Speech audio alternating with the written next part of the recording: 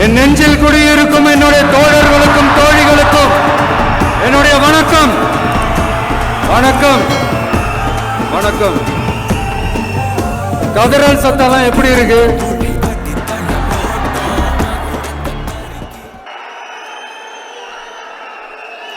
என் நெஞ்சில் குடியிருக்கும் என்னுடைய தோழர்களுக்கும் தோழிகளுக்கும் என்னுடைய வணக்கம்.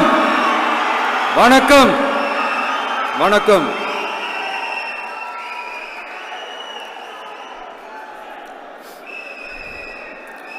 கதறல் சத்தம்லாம் எப்படி இருக்கு?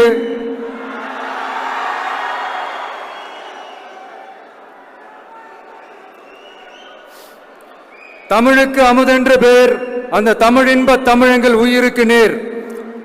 இன்னைக்கு தமிழ்நாடு இருக்கிற சூழல்ல நாம் ஒரு புதிய வரலாற்றை படைப்பதற்கு தயாராக வேண்டிய அவசியத்தை நீங்க எல்லாருமே நல்லா புரிஞ்சு வச்சிட்டு இருப்பீங்கன்னு நான் நம்புறேன். அரசியல்னா என்னங்க? ஒவ்வொரு குடும்பமும் நல்லா வாழணும்னு நினைக்கிறது அரசியலா? இல்ல ஒரே ஒரு குடும்பம் மட்டும்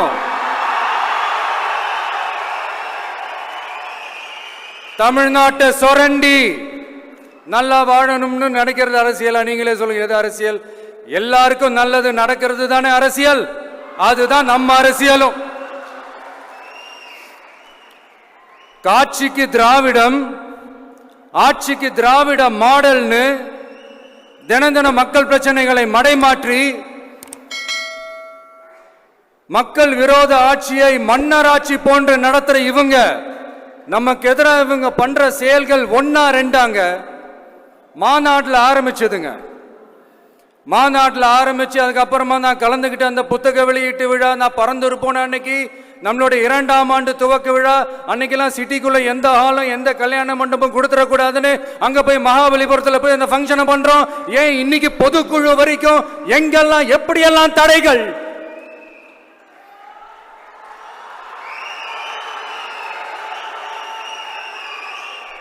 ஆனா அத்தனை தடைகளையும் தாண்டி நம்மளுடைய தோழர்கள் சந்திப்பு நிகழ்ச்சிகள், மக்கள் சந்திப்பு நிகழ்ச்சிகள் தொடர்ந்து நடந்துகிட்டு தான் இருக்கும். அது தொடர்ந்து நடக்கும்.